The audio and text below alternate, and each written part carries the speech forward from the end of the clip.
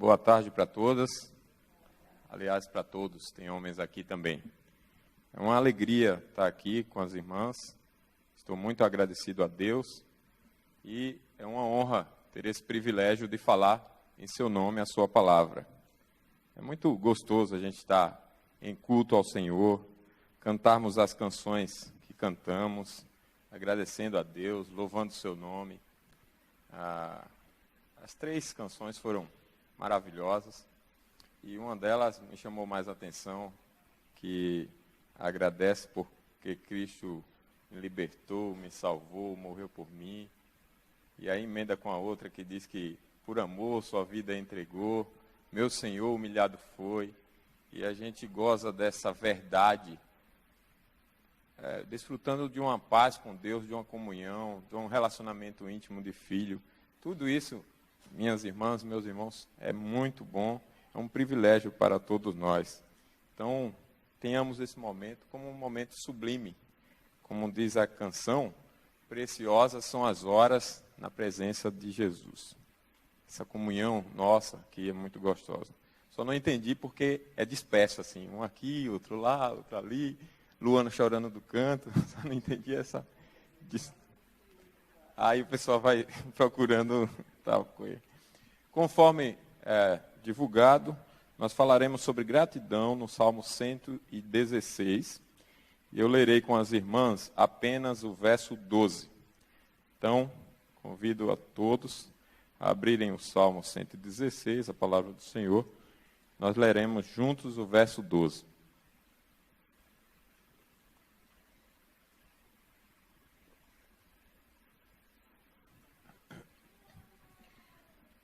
Mesmo sem ter ensaiado, vamos ler a uma só voz, como se estivéssemos ensaiado. Vamos lá? Que darei ao Senhor por todos os seus benefícios para comigo. Agora você sabe de cor, com certeza. Então vamos lá? Que darei ao Senhor por todos os seus benefícios para comigo. Final de ano está chegando, praticamente.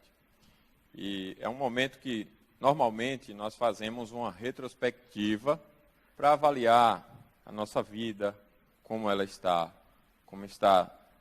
como nós estamos pessoalmente, como está a nossa família, como está o mundo à nossa volta, o que precisa ser melhorado, o que está dando certo, o que está dando errado, quais as coisas que precisam ser corrigidas, o que precisa ser tirado, o que precisa ser colocado, quais as amizades que deram certo, quais as pessoas que nós ofendemos, quais os relacionamentos que precisam ser reparados, quais as amizades que precisam ser desfeitas, porque estão causando problemas, estão nos levando para um caminho distante. Precisamos avaliar todas as áreas. Nossa saúde, como está, tomar medidas sérias, muitas vezes. Precisamos analisar nosso relacionamento com Deus, as nossas economias, o nosso crescimento pessoal, e daí por diante. Planos que deram certo, planos que deram errado, planos que precisam de revisão, planos que precisam ser feitos, planos que precisam ser desfeitos. Se deixar a lista enorme do que a gente faz numa retrospectiva, avaliando nossa vida. E cabe a pergunta que nós acabamos de fazer. Que darei ao Senhor por todos os seus benefícios para comigo? Se fizermos uma avaliação da vida de uma maneira correta, a pergunta que é própria num momento como esse é: que darei ao Senhor por todos os seus benefícios para comigo? Eu considero que essa pergunta pode ser feita pelo menos de 3 formas. A primeira é a ingratidão. É a pessoa que diz assim: Deus nunca me deu nada. Tudo que eu tenho, tudo que eu sou, foi com base no meu esforço. Eu que estudei, eu que busquei, eu que trabalhei, eu que lutei. É tudo eu. E Deus não me deu nada. E a pergunta serve como deboche, né? Que darei ao Senhor por todos os seus benefícios para comigo? Não há benefícios de Deus para comigo. Há o que eu conquistei com a força do meu braço. Pessoa ingrata é uma pessoa vazia. É uma pessoa difícil de conviver. Você já deve ter convivido com uma pessoa ingrata. O mundo dela é preto e branco. Ela murmura, ela reclama. Ela vive um cinza. Imagina uma mulher casada com um marido ingrato. Você acorda primeiro, faz o café da manhã dele, e ele reclama porque o café está com sal, café não. Café eu estou considerando todo o alimento, né? Mas o café está com açúcar demais, ou está sem açúcar, o café em si. Ele reclama porque a cama não já está arrumada, ele reclama por causa do horário. Ele não dá nem um beijo na esposa, coitada. E já sai reclamando, e a coitada que levantou, talvez pensando assim, vou fazer tudo direitinho, deixar tudo prontinho, para quando ele acordar, ele já me dá um abraço agradecendo. E quando ele reage assim, a coitada fica tão sem entender, só a graça de Deus para sustentar. E ali ela vai viver o restante do dia, porque ele vai continuar, vai reclamar por causa do almoço. Outro dia, quando eu preguei essa mensagem, eu falei do marido que está com tudo na mesa na hora do almoço. Tem lá o feijão muito bem preparado, o arroz, a salada, e ele reclama porque faltou tomate. Aí a galera riu e eu fui explicar que é porque eu gosto de tomate, e o pessoal entendeu que era eu que estava o que reclamava. Mas marido ingrato é assim, ele reclama por tudo porque faltou tomate. Imagina só. Ele passa o dia todo sufocando a coitada da esposa, a mente, o espírito. E a mesma coisa uma mulher ingrata, que provérbio diz que é como pior do que goteira do telhado ali, né? Tira a impaciência do marido. Filhos ingratos, pais ingratos, amigos ingratos, ovelhas ingratas, pastores ingratos. Isso é em qualquer área. A ingratidão é horrível, é terrível. O ingrato é difícil de conviver. A outra forma que essa pergunta pode ser feita é com orgulho, arrogância, que é parecido com o ingrato. Mas há uma diferença. A diferença é que a pessoa ainda reconhece que Deus deu. Deu tudo o que ela tem e é a razão dela ser tudo o que ela é. Ela ainda reconhece. Mas ela não quer ficar em dívida com Deus. Então ela vai pagar.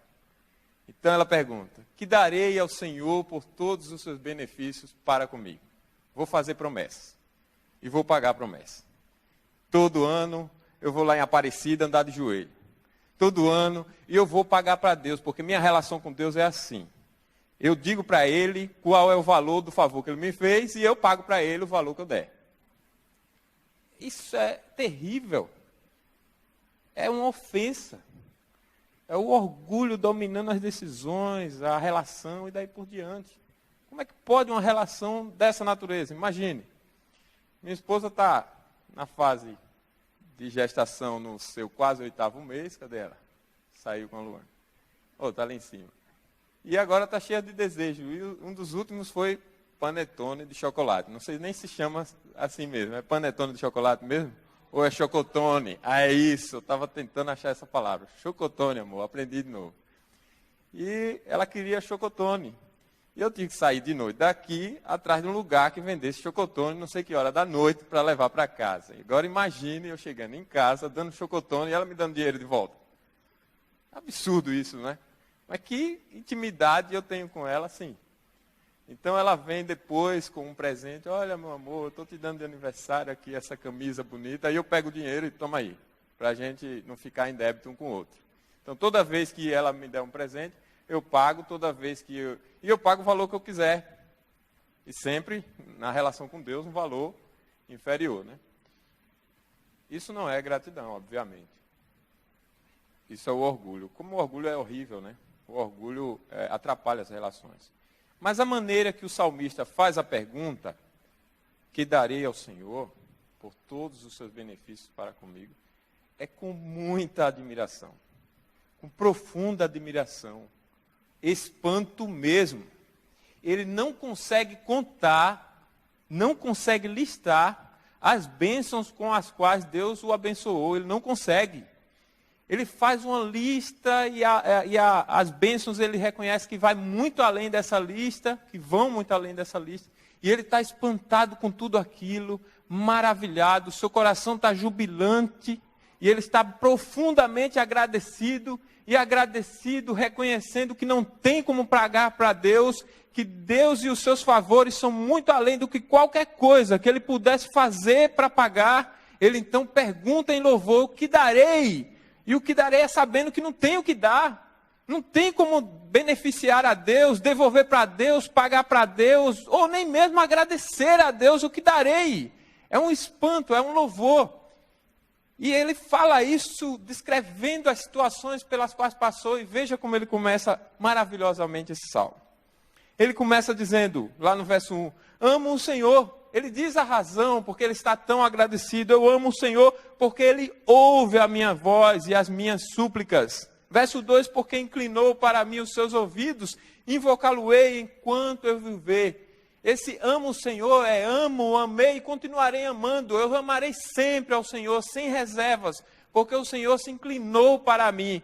Isso é uma forma de louvor, de exaltação, com gratidão, mas uma forma muito humilde, porque ele chama o Senhor como ele é, de Senhor, daquele que é soberano, que tem o controle de todas as coisas, que está acima de tudo, que está acima além da criação, que a criação é um nada perto dele, que Deus está fora. E ele entende então, ao chamar de Senhor exaltado acima de tudo, que esse Senhor, que não precisa, nem tem a obrigação de olhar para o ser humano, que fazer isso precisa se inclinar. Ele mesmo assim reconhece, esse Deus soberano se inclinou para mim. Isso é muita humildade e reverência diante de Deus. Ele sabe que Deus é altíssimo, é soberano, então ele diz, Deus se inclinou para mim. Ou seja, eu sou pequeno, eu sou inferior, eu sou baixo, eu sou limitado. Deus não tem princípio nem fim. Deus está fora de qualquer comparação. E Deus, tão soberano que é, se inclinou para mim, para me ouvir. Eu que sou tão pequeno, tão necessitado. Para eu ser ouvido, Deus tem que se inclinar. E Ele fez isso. Eu amo o Senhor. As minhas orações são atendidas pelo Senhor. Eu amo o Senhor. Meus irmãos, isso tem uma verdade tão profunda. Tão profunda. Se nós olharmos para a nossa realidade com Deus, a palavra de Deus diz que Deus criou o homem lá no Éden, no início, quando Ele fez todas as coisas em 6 dias, Ele fez o homem sem pecado. E por suas razões soberanas, Ele colocou para o homem obrigações que provariam da parte do homem, que mesmo estando sem pecados, e com qualidades para continuar sem pecados, com condições para continuar sem pecados. Ele colocou uma ordem, que do fruto da árvore do conhecimento do bem e do mal, o ser humano não deveria comer. Se comesse, a relação sofreria uma separação. Essa separação é chamada de morte, porque Deus é vida. Essa desobediência seria o pecado. O pecado é agir contra o ser de Deus. O ser humano foi tentado por um ser maligno, o diabo, o autor do mal. E o ser humano, ao dar ouvido a esse maligno, ouviu a seguinte tentação: coma, porque Deus sabe que no dia em que vocês comerem, vocês se tornarão conhecedores do bem e do mal e serão como Deus. Essa expressão, como Deus, foi o que atraiu e misteriosamente penetrou um coração que estava plena e perfeitamente satisfeito em Deus. E essa mentira que penetrou o coração e atraiu o coração humano de forma misteriosa, fez com que a mulher primeiro e depois o homem desobedecessem à ordem de Deus e quebrassem a relação com Deus. E Deus, como justo que é, como zeloso por sua santidade, fez cumprir a sua palavra, porque Deus não deixa o pecado impune. Mas por bondade, por graça, por misericórdia, já ali, Ele prometeu que enviaria o seu Filho, que sendo Deus, se tornaria homem, que sendo soberano, desceria para restaurar a relação do homem com Deus, criando não um Adão antes da queda, mas um homem superior a Adão, um novo homem, um homem em Jesus, porque Jesus é superior a qualquer um, e por essa nova criação, esse novo homem jamais seria separado de Deus, porque Jesus garantiria essa relação e a continuidade dela. Jesus desceu para o homem subir. Jesus se inclinou. Jesus é o Deus que se inclina para ouvir o homem, para restaurar o homem, para reconciliar o homem com Deus. Que verdade maravilhosa nós temos aqui. Amo ao Senhor porque Ele se inclinou para mim. Quando olhar para a cruz de Cristo, pense nisso. Jesus não tinha obrigação nenhuma de vir para a cruz. Veio porque quis. Ele não tinha pecado para morrer. Morreu porque Ele se entregou livremente para a morte. E Ele fez isso para o ser humano ser restaurado. Que maravilha, meus irmãos. Tem algum motivo para não amarmos a Deus? Tem alguma justificativa? Não. Quando não amamos é por causa do nosso pecado, do nosso orgulho, da nossa ingratidão, da nossa soberba. Não é outra razão. Porque Deus é digno de ser amado. Os benefícios que recebemos a partir da cruz de Cristo são inúmeros. Amo o Senhor, que darei ao Senhor por todos os seus benefícios para comigo. E o salmista então segue. Verso 3, ele diz a sua situação, a situação pela qual passou. Laços de morte me cercaram e angústias do inferno se apoderaram de mim. Caí em tribulação e tristeza. Ele sofreu situações terríveis de perseguição, de morte, que ele compara à morte. Ele chama de morte, foi traduzido por morte, e depois alguém traduziu por inferno, que é morte também. Não é o inferno é morte.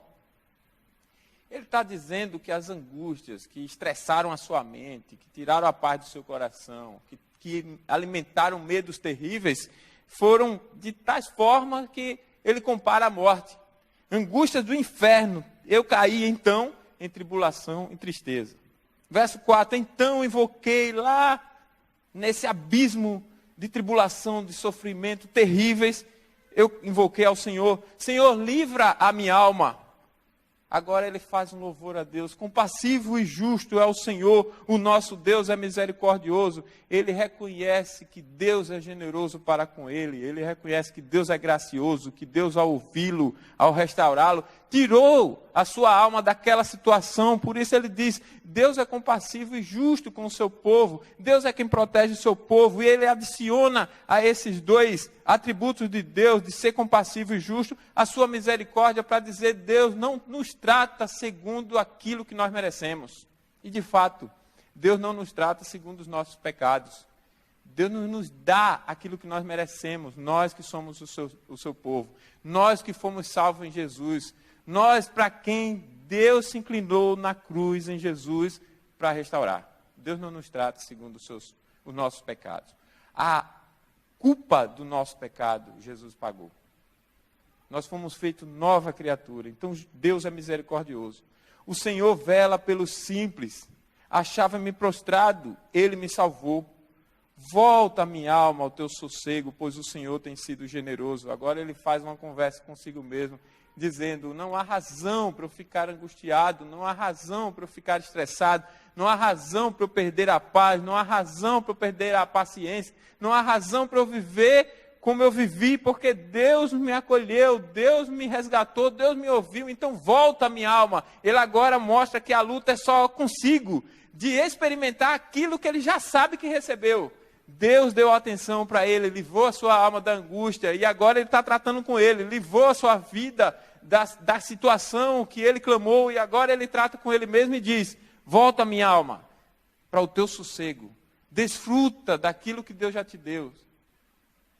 Eu creio que não seria uma aplicação errada, a gente deveria fazer isso com a nossa nova realidade em Cristo Jesus. Às vezes a gente está duvidando por causa do nosso pecado, que de fato a gente é filho de Deus. Seria uma forma de a gente discutir conosco mesmo, não sei se a conjugação no português está certa, e a gente dizer, volta minha alma para o teu sossego, desfruta da nova vida em Cristo, da paz, da comunhão, do perdão, do seu amor, volta. Não se prende a essas outras coisas.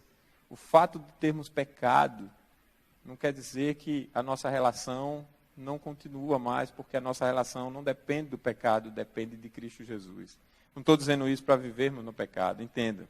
Estou dizendo isso para dizer, o nosso olhar deve estar no nosso Salvador. Volta minha alma para teu sossego, meu Salvador me conquistou, me comprou, me perdoou, me renovou, me restaurou. Hoje eu tenho paz com Deus, volta minha alma e goza dessas coisas. e dessa forma viver de fato a nova vida, viver distante do pecado, viver uma intimidade com Deus real e verdadeira. Volta, minha alma. Verso 8, pois livraste da morte a minha alma, das lágrimas os meus olhos, da queda os meus pés. Que sofrimento terrível. Ele mostra que chorou, ele mostra que, mesmo sendo homem, né, o homem tem aquela ideia de machão que não quer chorar, ele chorou, mas o homem chora, viu? Principalmente crente. Às vezes não chora na frente da igreja, mas no quarto, né, sozinho. Porque as situações são difíceis. E aqui o salmista está mostrando que as suas limitações, que ele reconhece suas limitações. Ele chorou diante dessas situações, ele sofreu, ele de fato experimentou esses sofrimentos e sentiu o peso desse sofrimento. E ele deixa isso claro aqui ao dizer que Deus livrou a sua alma da morte e das lágrimas os seus olhos e da queda aos seus pés. Que maravilha o que Deus faz conosco. Então ele diz no verso 9, andarei na presença do Senhor. Olha que coisa importante. Ele só diz que andaria na presença do Senhor, na terra dos viventes, depois de dizer o que Deus fez por ele. Eu só posso dizer que eu vou andar em santidade, que eu vou obedecer a palavra de Deus, se eu partir daquilo que Cristo fez por mim. Cristo me salvou, então eu andarei em santidade. Eu andarei na presença do Senhor, na terra dos viventes. Eu andarei diante do Senhor em todo o tempo. Mas Cristo não me salvou? Se essa é a realidade de alguém aqui, não há como garantir. Aliás, a garantia é que você não andará na presença do Senhor. Você, no máximo, pode ser uma pessoa religiosa, mas não alguém que ande na presença do Senhor. Andar na presença do Senhor é uma realidade de quem recebeu de Deus o favor de ter sido salvo em Jesus. Andarei na presença do Senhor na terra dos viventes. Eu cria, ainda que disse, estive sobremodo aflito, mas ele acreditava em Deus, mesmo quando ele estava sobremodo aflito. E ele disse na sua perturbação, todo homem é mentiroso. Observe a tentação e o peso da tentação que ele está externando com essas palavras. Ele está mostrando que a tentação que ele sofreu que ele experimentou com todos os sofrimentos, era tão intensa que ele não acreditou em homem algum. Duvidou de todos os homens. Todos os homens. Amigos, até os religiosos próximos a ele, mas ele não duvidou de Deus. Ele não culpou a Deus. Ele não murmurou contra Deus. Ele não atribuiu a Deus as situações pelas quais ele passava. Ele não cometeu esse pecado. Isso quer dizer que nenhum crente em Jesus cometerá esse pecado. A gente pode sofrer uma tentação terrível ao ponto de perturbar nossa mente e, à semelhança do salmista, não acreditarmos em ninguém. Arrisco dizer que ele não acreditou e duvidou até do seu profeta Samuel, pelo que ele está falando aqui. Samuel disse que ele seria rei, todo mundo sabe aqui o salmista é Davi. Samuel disse que Davi seria rei. Samuel disse que Davi triunfaria em Israel. Samuel disse que Davi seria vitorioso. E é bem possível que ele esteja dizendo que até das promessas que Davi fez, que Samuel fez, ele, Davi, duvidou. Mas ele não duvida de Deus. Ele não atribui nada, ele não peca contra Deus nesse sentido. Porque todo crente em Jesus, no final das contas, e eu estou dizendo isso, crente em Jesus, você pode estranhar, mas Davi, crente em Jesus, é verdade. Se quisermos adiantar o texto que eu ia ler depois, então vamos lá, para você ver que ele é um crente em Jesus. Vamos lá em Lucas 24, 44. Todo crente em Jesus permanece confiando em Deus. Jamais desejará sentar no trono de Deus. Jamais desejará cometer o pecado que Adão cometeu ao dar ouvido a Satanás. Jamais. Todo crente em Jesus é uma nova criatura em Cristo Jesus, sustentado por Cristo Jesus, para jamais apostatar da fé. E por que eu agora vou ler esse texto, porque toda a palavra de Deus fala de Cristo Jesus. E aqui no Salmo nós temos Cristo Jesus já no início, né? Amo o Senhor porque se inclinou para mim, já mostrei isso aí. O Senhor ali se refere também a Jesus. E vamos ler juntos esse texto, Lucas 24, 44, para que não fique ideia a esse respeito. Ou não fique dúvida, melhor dizendo, a esse respeito. O texto diz assim, vamos juntos? A seguir, Jesus lhe disse, são estas as palavras que eu vos falei, estando ainda convosco. Importava assim cumprisse tudo o que de mim está escrito na lei de Moisés, nos profetas e nos salmos. Todo o Antigo Testamento fala de Jesus. Esse salmo aqui fala de Cristo Jesus. Há tantos outros textos que poderíamos pegar. Palavras de Jesus, por exemplo, falando que o próprio Davi aguardava, ansiava ver o Messias, aquele que sentaria no seu lugar e reinaria para sempre. Vários textos, mas esse é suficiente no momento. Então, onde nós estamos, qual é o texto? Andarei na presença do Senhor, verso 9, verso 10, eu criei ainda que disse, verso 11 já passamos.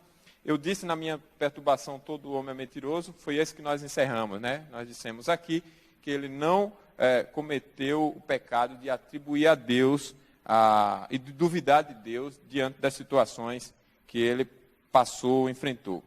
Então vem o nosso verso, o verso que nós lemos. Que darei ao Senhor por todos os seus benefícios para comigo. Qual a resposta que você acha que ele vai dar? Não olha não, já olharam, não adianta. Mas veja se tem uma resposta mais na contramão do que essa. Você pensa assim, ele vai dizer que vai dar, vai orar. Ou então vai agradecer, né? Ou então ele vai, sei lá, ler mais a Bíblia, ir mais à igreja. Não tinha igreja na época, no templo, né? Mas olha o que ele diz no verso 13. Tomarei o cálice da salvação e invocarei o nome do Senhor. O que isso tem a ver? O que é que ele está dizendo aqui? Ele está sendo ingrato? Não, Deus não me deu nada. Fui eu quem conquistei tudo. Ele está sendo orgulhoso? Não, eu vou pagar para Deus. Ele está sendo grato, meus irmãos. Observe aqui uma coisa, que lição maravilhosa. O cálice da salvação está se referindo às festas que tinham relação com a libertação do povo do Egito. Nessas festas e nessas comemorações, o judeu tinha por prática que o pai de família, o líder do lar e outros líderes, utilizasse o vinho mesmo, o vinho no cálice, em comemoração à festa, em comemoração à vitória que Deus deu ao povo por libertar o povo do Egito. Então essas festas passaram a serem conhecidas como o cálice da salvação, se referindo então à comemoração do povo por ter sido liberto do Egito. Ele está dizendo então que em momento solene, ele participará desse momento com gratidão ao Senhor. Gozará, jubilará nesse momento do livramento e da salvação que Deus fez, em comunhão com outros irmãos, com toda a nação, em festa, em alegria. O que é que ele está dizendo? No sentido, ele está dizendo que ele não tem o que pagar a Deus, a não ser desfrutar do benefício ou dos benefícios que Deus lhe deu. Num sentido, ele está dizendo isso. Pagar o que era a Deus, não tem que pagar. Eu vou desfrutar desse momento em reunião solene, com meus irmãos, em festa, comemorando as bênçãos do Senhor, sua salvação, que nos libertou do Egito. E teológica e biblicamente, essa libertação do Egito significa, para nós, ele nos libertou da escravidão do pecado. Ele então está desfrutando dessa realidade. No sentido, ele está reconhecendo, eu não tenho nada o que pagar para Deus. Deus é muito acima.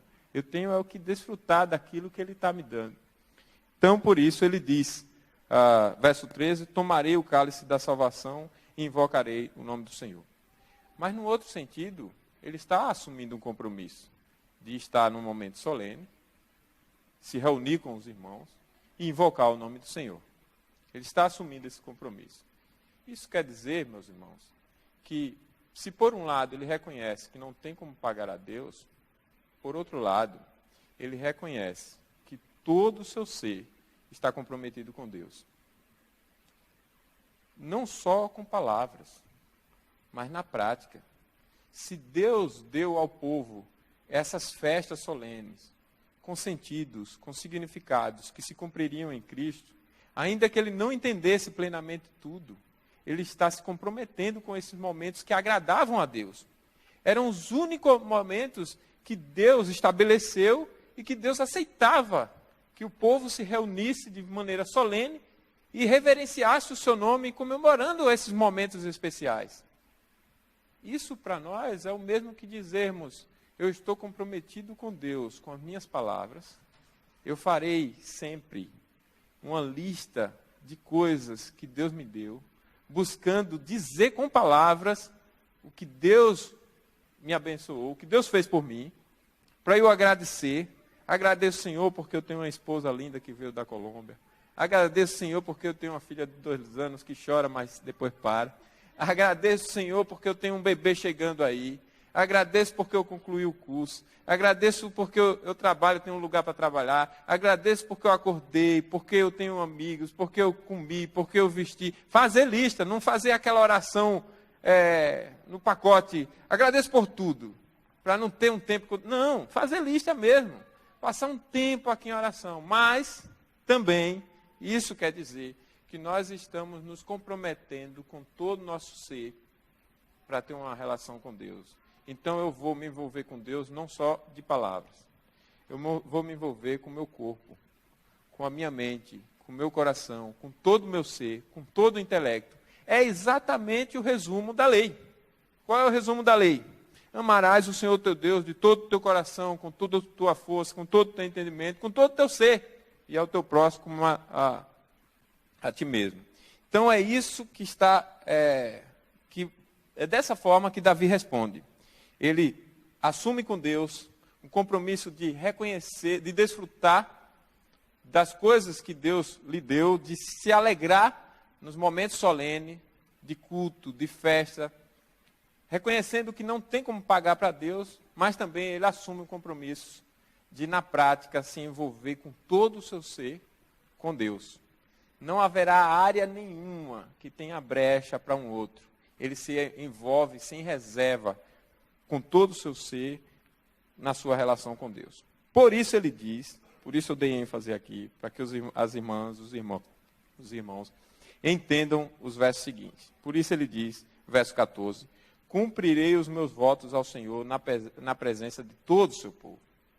Que forma mais comprovada poderia ter para o crente de que de fato está agradecido a Deus do que cumprir votos ao Senhor?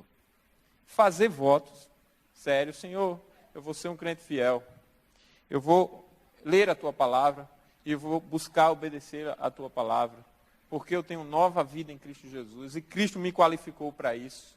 E Ele garante que eu posso obedecer, ainda que não plena e perfeitamente nessa vida, mas também não é viver no pecado, então eu vou viver essa nova vida. Que maneira melhor seria do que esses votos e o cumprimento deles? Vou ser um marido melhor, vou agradecer mais a minha esposa, não reclamar do tomate que faltou. É isso que ele está fazendo aqui, cumprirei os meus votos ao Senhor. Então ele diz algo que é difícil de entender, no verso 15, preciosa é aos olhos do Senhor a morte dos seus santos, mas o significado aqui é o seguinte: Deus se importa com todas as áreas de nossa vida, todas, que nem na morte ele se esquece de nós. É isso, não é que Deus tem prazer porque nós vamos morrer, não é isso. O que ele está dizendo aqui é que não há área na nossa vida que Deus não se preocupe. Olha que coisa maravilhosa. E Ele está conosco na hora da morte. E nós viveremos para sempre com Ele. A morte não é o fim. Na morte, nós nos encontramos com o Senhor. E quando Jesus vier, receberemos um corpo, nosso corpo, de volta, só que agora glorificado, e estaremos para sempre com o Senhor, parecido com Cristo, seja lá isso o que for, que o próprio Paulo diz, nós não sabemos como de fato será, mas o fato é que nós seremos semelhantes a Ele, e isso é maravilhoso. Jesus, Deus se preocupa conosco, até na hora da morte. Então ele segue, verso 16, Senhor, deveras sou teu servo filho da tua serva. Isso aqui é importante. Ao dizer teu servo, ele reconhece que os favores de Deus foram de tal forma que colocaram ele na nação de Israel. Esses favores colocaram ele como povo de Deus. Ele é povo de Deus por causa dos favores de Deus. Por isso ele diz, eu sou teu servo. Mas quando ele insiste em dizer, eu sou teu servo, filho da tua serva, o que ele está dizendo é, esses favores me alcançaram antes de eu nascer. É como eu e você dizermos assim, Deus me amou em Jesus, antes do mundo ser formado. Deus me amou no ventre. Deus me amou antes do meu nascimento. Sabe o que isso significa, meus irmãos e irmãs? Que Davi está reconhecendo que tudo que tem, e tudo que é, ou tudo que ele teve, e tudo que ele foi, não foi por causa de algum mérito dele. É disso que ele está tratando aqui. Ele não está confiando em benefícios que ele recebe de Deus por causa de favores que ele fez para Deus, ou alguma coisa para Deus, para ter dignidade de receber os favores de Deus, não. Ele está dizendo, tudo que eu recebi foi por bondade de Deus, pois ele fez antes e decidiu me dar antes mesmo de eu nascer. Isso é uma verdade para o nosso coração, para a nossa vida. Devemos ter isso em mente. Eu não tenho nada, nem sou nada, com base naquilo que eu fiz. Deus me escolheu, Deus decidiu me abençoar antes da fundação do mundo. Aqui ele retoma então um tema que ele já tratou, oferecer-te-ei sacrifícios de ações de graças e invocarei o nome do Senhor, cumprirei os meus votos ao Senhor. Ele já retoma o tema, né? Só que ele destaca dizendo que diante do seu povo, nos átrios da casa do Senhor, no meio de ti, ó Jerusalém, aleluia. Ou seja, a sua vida com Deus, o seu compromisso estabelecido com Deus, não será somente em secreto. Só Ele, Deus. Será visível diante de todo o povo. É isso que ele está dizendo. É assim que ele vive uma vida grata diante do Senhor. Meus irmãos, quantas lições maravilhosas, que por um lado nos humilham. De fato, quando nós olhamos para pessoas como Davi, para a palavra de Deus, para o seu padrão de gratidão, sentimos-nos ingratos.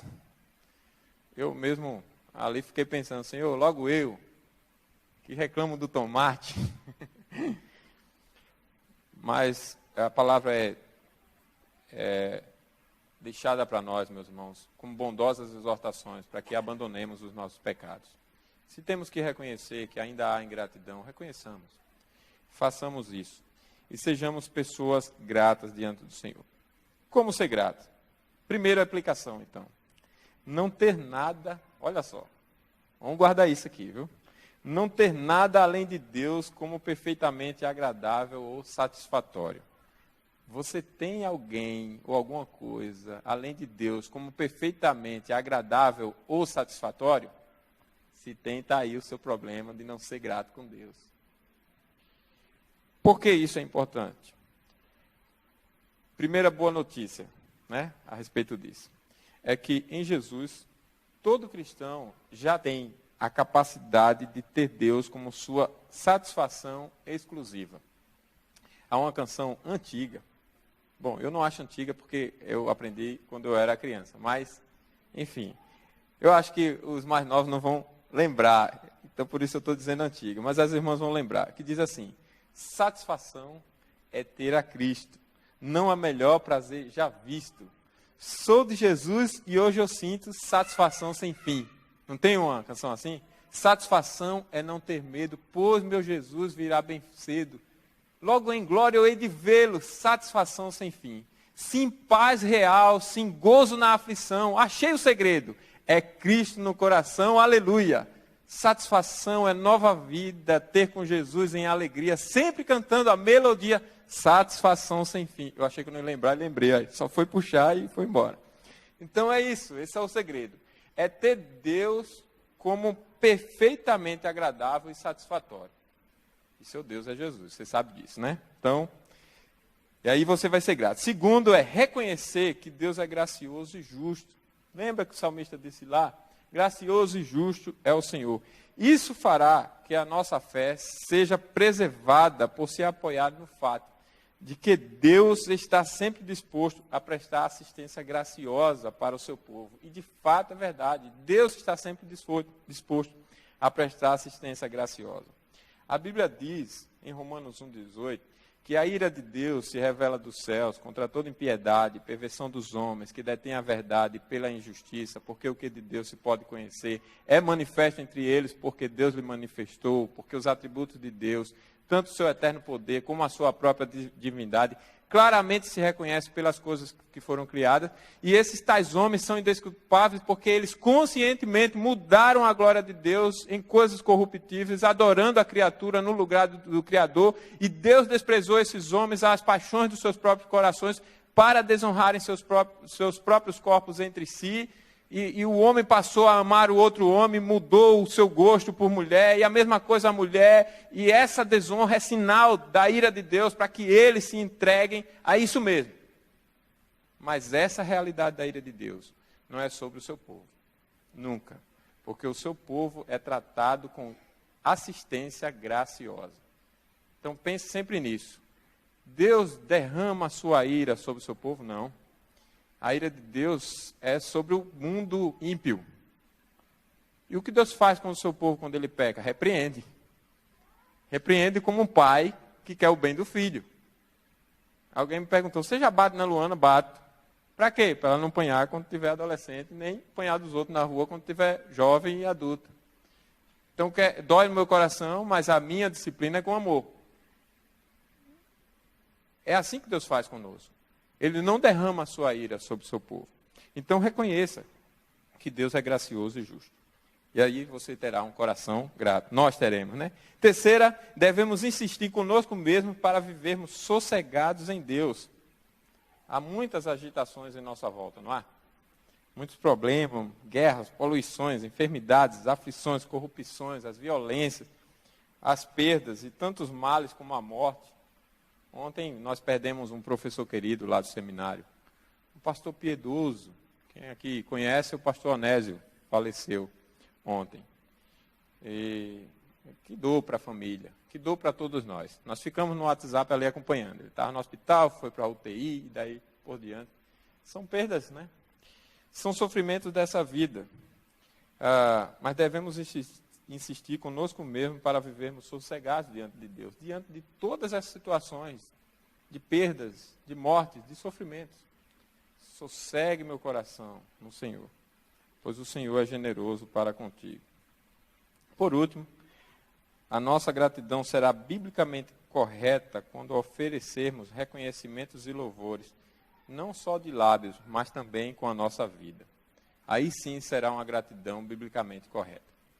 Isso é importante para mostrar que qualquer um que chegar com a vaidade de dizer, eu sou uma pessoa grata porque ela é educada, ela é generosa, isso de forma comum, e ela achar que isso é suficiente diante de Deus, e ela dizer, não, eu não tenho nenhum pecado de ingratidão diante de Deus, ela está redondamente enganada. O conceito bíblico de gratidão diante de Deus passa pelo reconhecimento de que a pessoa não é grata sem Cristo. Ela precisa do Salvador. Ela precisa ser formada nova criatura em Jesus. Se ela não for, se Cristo não viver nela, ela é uma cega, vaidosa, no máximo generosa e educada comum, que todo mundo pode ser, mas não grata diante de Deus. Não reconhece Deus como Ele é digno de ser reconhecido. Não reconhece o pecado dela e a gravidade como deve ser. Não reconhece a dependência e a necessidade de Jesus Cristo como deve reconhecer. Portanto, ela jamais se voltará a um louvor sincero, em espírito e em verdade, a Deus com gratidão. Então, que o Senhor aplique a sua palavra no nosso coração e nos faça pessoas gratas. Deus abençoe.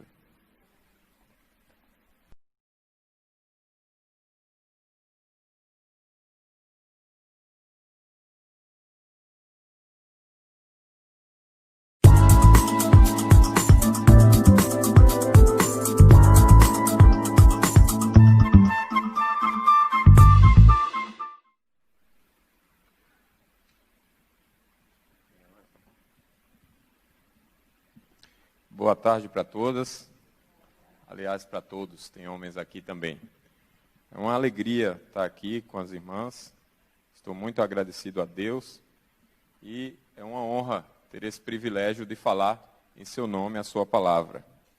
É muito gostoso a gente estar em culto ao Senhor, cantarmos as canções que cantamos, agradecendo a Deus, louvando o seu nome. As 3 canções foram maravilhosas e uma delas me chamou mais a atenção, que agradece porque Cristo me libertou, me salvou, morreu por mim.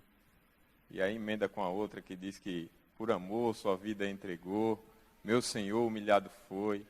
E a gente goza dessa verdade, desfrutando de uma paz com Deus, de uma comunhão, de um relacionamento íntimo de filho. Tudo isso, minhas irmãs, meus irmãos, é muito bom, é um privilégio para todos nós. Então, tenhamos esse momento como um momento sublime. Como diz a canção, preciosas são as horas na presença de Jesus. Essa comunhão nossa aqui é muito gostosa. Só não entendi porque é disperso assim, um aqui, outro lá, outro ali, Luana chorando do canto, só não entendi essa... Aí o pessoal vai procurando tal coisa. Conforme divulgado, nós falaremos sobre gratidão no Salmo 116, e eu lerei com as irmãs apenas o verso 12. Então, convido a todos a abrirem o Salmo 116, a palavra do Senhor. Nós leremos juntos o verso 12.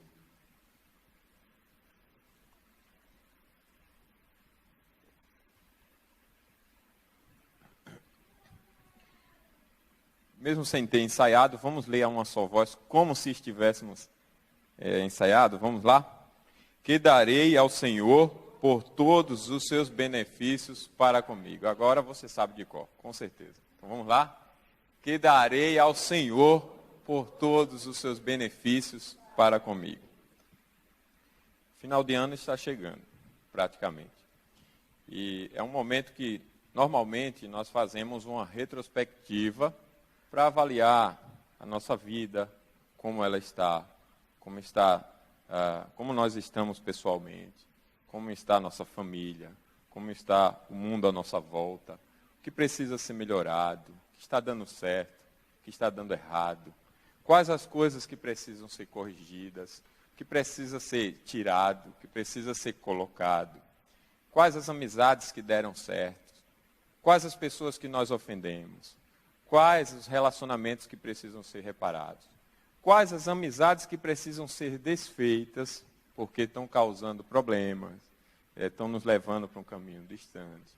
Precisamos avaliar todas as áreas. Nossa saúde, como está, tomar medidas sérias, muitas vezes. Precisamos analisar nosso relacionamento com Deus, as nossas economias, o nosso crescimento pessoal, e daí por diante.